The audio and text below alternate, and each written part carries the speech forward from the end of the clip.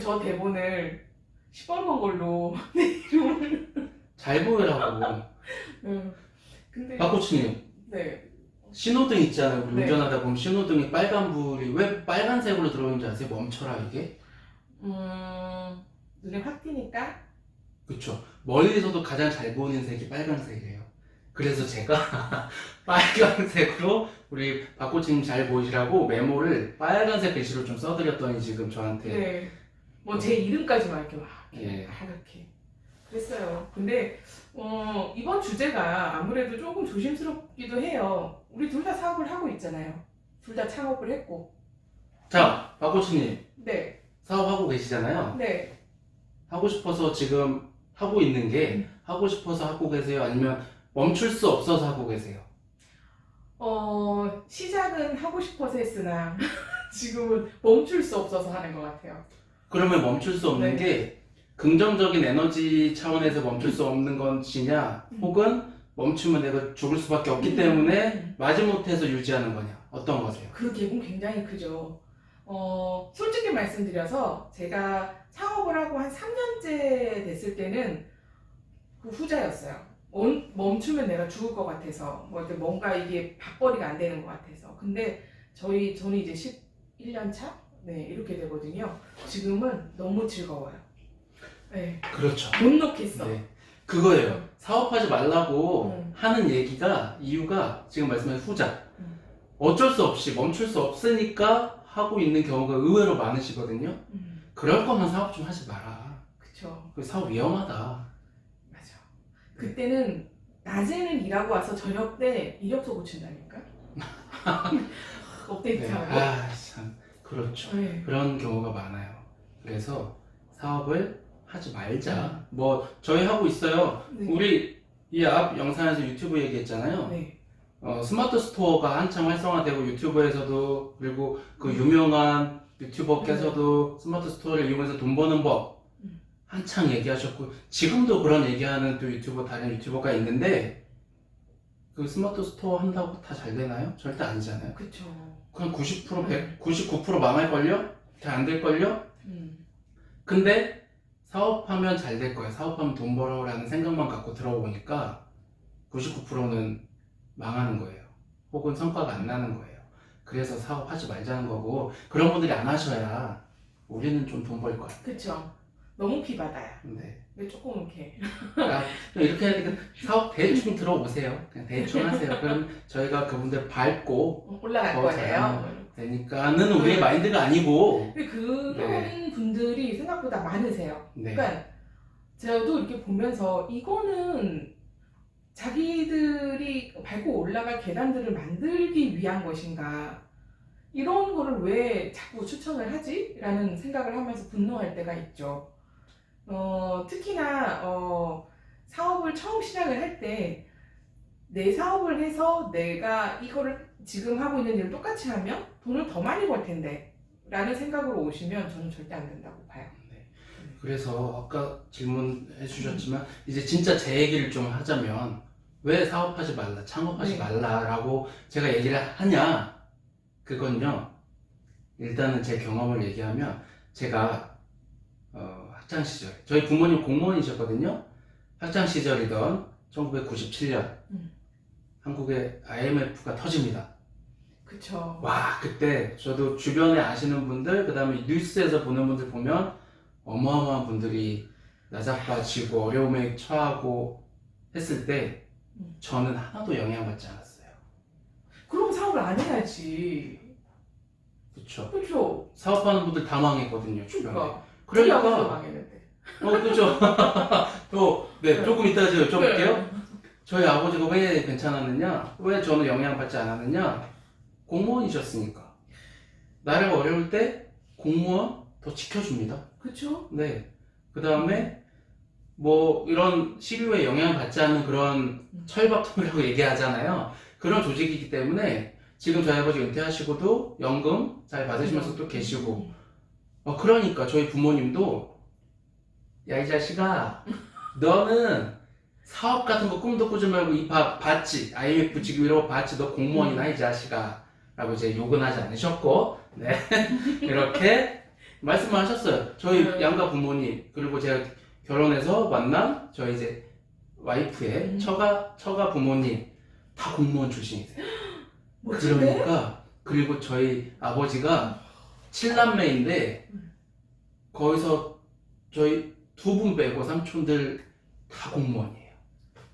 그러니까 저희 가문에서는 공무원 말고는 생각할 수 없는 그런 집단, 사회 집단, 가족, 친족 이런 거죠. 그리고 저희 또 친척 분들도 공무원이 꽤 많으시고. 그런 데서는 더더욱이나 네. 이 창업 반대도 장난 아니셨겠어요? 그쵸. 그래서 제가 창업 얘기를 꺼내기만 하면 죽이려고 하셨고요. 그다음 뭐 주식 죽이려고 하셨고요. 너는 공무원해. 그다음에 제가 지금 여기서 오픈하진 않겠지만 공무원 중에 어떤 직종을 하라고까지도 탁 집어주셨어요. 그래서 제가 공부를 열심히 해봤죠. 공무원 공부. 공무원 공부 열심히 해봤더니 정말 공부가 재밌는 거예요. 그럴 리가. 야, 이거 공부해서 공무원 하는 게 아니라 이거 공부해서 다른 데다 써먹어야지. 그치. 그렇게 된다니까. 공무원 공부하면서 마지못해 공부하면서 저도 이력서 쓰고 있었다니까요. 맞아요. 네. 그리고 그런데도 사업을 하신 거 보면 미친놈이죠. 그런 거 같아요. 예. 근데 저는 아까 말씀 살짝 드렸지만 저는 96학번이거든요. 예. 몇 학번이세요? 뭐 까는 건가요? 아니, 여기 편집? 저랑 세대차가 갑자기 많이. 네, 그래요. 근데 이제 제가 IMF 직격탄을 맞는 대학교 때 맞으셨구나. 그렇죠. 그랬는데 이제 저희 아버지가 그때 지방에 그 건축하시는 분들은 다 넘어갔어요. 그때 완전 정말 전멸이야, 전멸. 그 전멸 되신 분들 중에 한 분이셨던 거예요. 그래서 그런데 사업을 하신 거예요? 직접? 아니면 아니에요. 사업을 회사에. 하신 것도 아닌데? 네. 그래서 회사에 있으셨는데 이제 회사가 전멸을 해서 그 회사가 문을 닫는데 저희 아버지가 파이낸스 쪽이셨어요. 그 당시는 뭐라 그러죠? 이렇게 보증, 연대 보증? 지금은 없어진 걸로 알고 있는데 네. 그 연대 보증을 회사에서 다 그런 직책에 있는 분들이 다 할 수밖에 없었어요. 회사는 넘어갔는데 어떻게 우리는 빚만 남았네? 그래서 저희 아버지가 저를 학교를 보내시는데 야 눈물 난다 막 이러면 학교를 보내시는데 학비가 힘들 정도였어요. 그런데 그 회사 대표님은 그 집 아이들은 다 유학도 보내고 이걸 다 하시는 거예요. 나쁜 놈이네. 나쁜 놈이기는 했지만 저는 그걸 보면서 되게 정말 사업을 해야겠구나. 네, 이게 내가 무언가를 주도로 해서 그 회사가 망하면 억울하진 않겠구나. 저렇게 이제 저희 아버지를 보면서 저는 아버지를 존경합니다만 네, 저게 내가 뭔가 본인의 주도가 아닌 어떤 결과로 안 좋은 결과가 나오고 이런 것들을 보면서 내가 해야겠다. 그리고 사업가들이 버는 돈이 기본적으로 다르구나. 망해도 상대가 먹고 살기는 하는구나. 이런 생각도 은연중에 하기도 했던 것 같아요. 네. 근데 가장 큰 건 내가 내 인생을 주도하고 싶다라는 거를 저는 느꼈어요. 그래서 사업을 하고 싶다가 아니라 내 인생을 내가 주도하고 싶다라는 게 먼저였던 거죠. 네. 그 다음에 그런 방법의 하나로 창업을 하게 된 거였어요. 비슷하지 않으세요? 그러면? 거기서 멋진 공무원 집단이신데? 네. 그래서 저는 아주 안정적인, 공무원은 아니었지만 아주 안정적인 직장의 직원으로, 신입사원으로 열심히 생활을 한 9년 하다가 결국은 나왔죠. 이건 아니야. 네. 맞아요. 그게 뭐냐면, 말씀처럼, 사업해서 떼돈 벌어야지? 물론 이런 것도 좀 내면에 있지만, 가장 큰 결심을 유도하는 건, 내 인생, 내 맘대로 살 거야. 그렇지. 내가 만들 거야. 이런 마인드였던 것 같아요. 그럼 결국은 우리 다른 길을 걸어왔지만 같은 생각을 가지고 이 길에 뛰어든 것 같아요. 네. 이게 어떻게 보면 저희가 학교 다니면서 나름 좀 모범생 아니셨어요? 난 되게 모범생이었는데. 저는 대학교 다닐 때 총장실 점거도 하고 진짜? 했고, 멋지다. 학생처에 끌려가서 엄청 욕도 들어 먹어보고요. 이런 얘기 해도 될까? 저 대학교 졸업할 때요. 뭐 특정 일을 뭐 하는 건 아니니까 뭐 될 것 같아. 대학교 졸업할 때 저희 이제 지도 교수님한테 마지막으로 이제 졸업한 데 인사하러 갔어요. 교수님이 그 전에 학생처장을 하셨었거든요. 학생처를 데리고 가시더라고요. 여러분, 얘 이제 졸업한대요. 와! 거기서 다 박수 쳐주시더라고요. 잘 가라. 제발 좀 이제 오지 말라고. 그러는 모범생, 네. 학교를 곤란하게 만드는 모범생이었다라고 해야 되나요? 그죠. 아니 근데 제가 굳이 이 말을 꺼낸 이유는 좀 우리가 계속 회사를 다녀야 된다? 아니면 어떤 길을 가야 된다라고 학습이 된 것일 수도 있다. 근데 우리는 약간 삐땅선을 다른 사람보다 빨리 타다 보니 내 인생 내 맘대로 할 거야로 오게 된 거죠. 빠밤. 빠밤. 맥박 돌아왔습니다. 네. 자, 맥박이 뜨기 시작했어요. 자, 우리 얘기해볼까요? 그러면 사업을 저는 공무원 집안이어서 부모님이 사업하면 안 된다라고 했었고 또 저도 무너지는 분들을 많이 봤기 때문에 그쵸. 공포감도 없지 않았어요.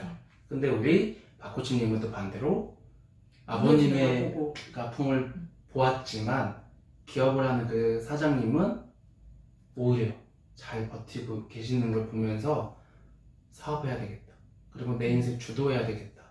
직원으로서 끌려간다고 해야 될까요? 마지못해서 해야 되는 일 대신에 내 일을 하자. 라고 생각해서 이제 사업을 했다고 하셨잖아요. 그러면 우리가 짚어볼 게 있습니다. 이제 박사답게. 무서워. 네, 박사답게 한번 짚어봅시다. 첫 번째, 왜 사업을 하면 안 된다는 마인드가 깔려있고 요즘 세대들 특히 공무원이나 대기업 혹은 공공기관 공채에만 매달리고 있는 것인가? 자, 진단을 해봅시다. 네. 박코치님, 네, 빨리 생각해내세요. 빨리. 네. 그 가장 큰 거는 손해보기 싫어서. 손해보기 싫어. 네. 일단 내가 지금 가지고 있는 것도 사실 얼마 없어. 이것마저 잊어버리지 않을까? 이걸 잃어버려야 되지 않나? 이런 공포심? 네. 이런 게 있는 것 같아요.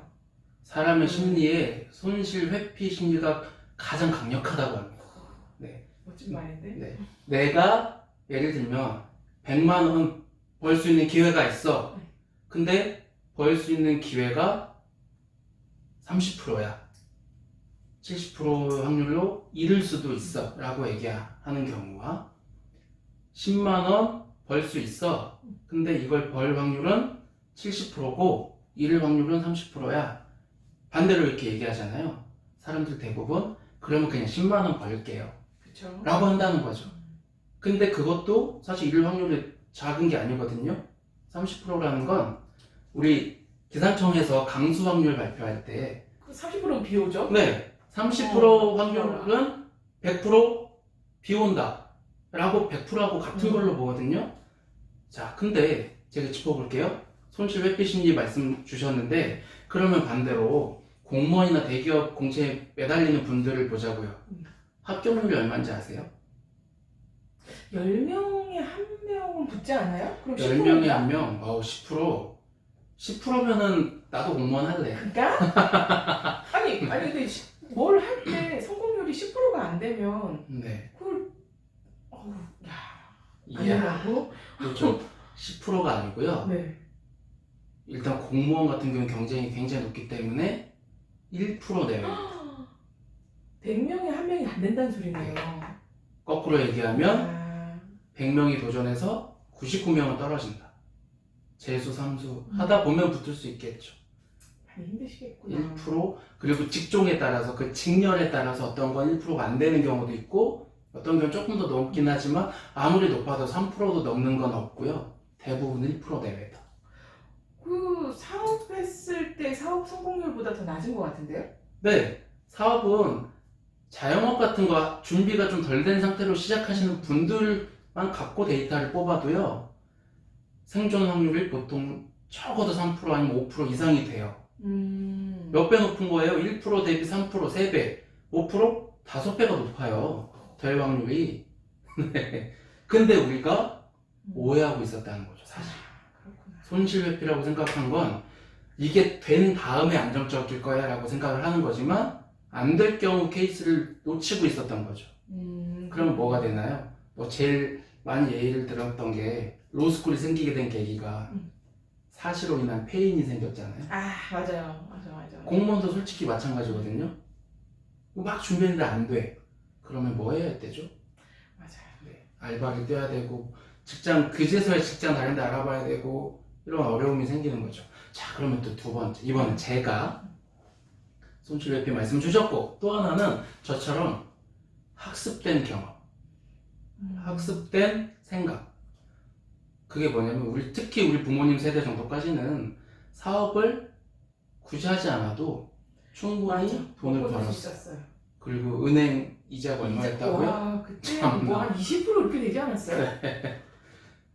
저는 밀레니엄 세대였기 때문에 제가 제 주도로 통장을 만들기 시작했을 때는 한 자릿대였거든요, 이율이. 아, 근데 우리 부모님 세대에서는 10% 이상이었잖아요. 그쵸. 네. 와, 뭐 펀드나 뭐 보험 가입할 때 확정 이율 10 몇 프로, 20% 갖고 얘기를 하시더라고요. 근데 뭐예요? 그래서 상황이 달라졌어요. 우리 부모님 세대는 그러셨다는 거 당연히 그럴 수 있어요. 근데 지금 세대는 아까 우리가 앞 영상에서 얘기했던 네. 것처럼 똑같은 걸 따라해도 안 된다는 거죠. 그쵸. 이유는 다 다르니까. 현 위치가 달라졌으니까. 그럼요. 네, 그겁니다. 그래서 이제는 부모님 얘기를 존중하되 상황에 맞게 판단을 하자 이겁니다. 그럼 그때는 아파트가 1,000만 원, 2,000만 원이지만 지금 10억, 20억 하는 시대잖아요. 네, 그러니까 방법도 달라졌죠. 그렇죠. 근데 회사에서 주는 월급은 똑같아. 네. 자, 그러면 너무 우울했어 갑자기. 네, 네. 코로나 때문에 상황이 또 달라졌거든요. 이번에는 아예 그냥 그 구석기에서 신석기로 넘어가는 느낌? 네, 제가 지금 생각 많이 하는 것처럼 보이나요? 예, 겁나. 네. 근데 이거 편집해야지? 네. 네. 2020년 음. 3월 전과 그쵸. 3월 후는 다른 시대다. 음. 동의하시나요? 그럼요. 네. 크로스! 안 한다니까. 네, 진짜. 할 때까지 내가. 네. 어. 자, 다른 시대가 이제는. 그러면 과거 방식대로 해서는 의미가 없고요. 이제 얼마 전의 방식이 또 의미가 없다라는 거죠. 바꿔야 돼. 심지어는 작년에 우리가 배운 것들이 네. 이미 쓸모가 없는 것들이 많죠. 네. 네. 그래서 여러분 사업하지 마세요. 그냥 하지 말라는 거예요. 그렇게 할 거면 하지 말라고 네. 라고 얘기하는 거죠. 막 정말 어떨 때 이렇게 막 써서 붙이고 다니고 싶어. 하지 마세요. 이런 거만 하지 마세요. 네. 네. 제 주변에도 사업 잘하는 분도 계시지만 어려움 겪는 분이 현재 코로나 덕분에 더 어려워지는 분들이 계시는데 굳이 약간의 구분을 해보자면 어려운 시기에도 잘 버티고 오히려 새롭게 만들어 가시는 분과 그렇지 못한 분의 차이가 다 뭐 사업을 하고 있다는 공통점이 있지만 그분의 마인드나 그분의 경험의 차이가 있더라고요. 혹은 저는 그거 같아요. 처음에 창업을 할 때의 마음가짐, 뭐 초심, 뭐 왜 Y가 있어야 돼. 뭐 이런 이야기를 하시잖아요. 네. 그건 것 같아요. 네. 처음에 내가 왜 이 사업을 하게 되었는지가 명확하면 이런 어려운 상황에서도 잘 헤쳐나가시는 것 같아요. 네. 그래서 마지막으로 맥박이 정리를 하자면 네. 두근두근? 네. 두근 아웃이요. 두근두근? 네. 네. 정리를 하자면 사업할 때 사업의 이유 말씀하신 것처럼 Y가 중요한데요. 그 Y가 아이템, 돈 이거여서는 안 된다는 거죠. 그쵸. 그럼 한계가 있습니다. 왜냐하면 시대는 바뀌면 얼마 전에 통했던 게 지금은 통하지 않는 아이템이 될 거기 때문에 스마트 스토어가 됐지만 지금 안 될 수도 있고요. 그렇기 때문에 아이템이 아니라 사업을 하는 이유, 사업가로서 삶의 목적 이게 명확하고 그러면 사업의 아이템이 얼마든지 바뀔 수 있고요. 내가 대응하기에 굉장히 스마트해질 수 있고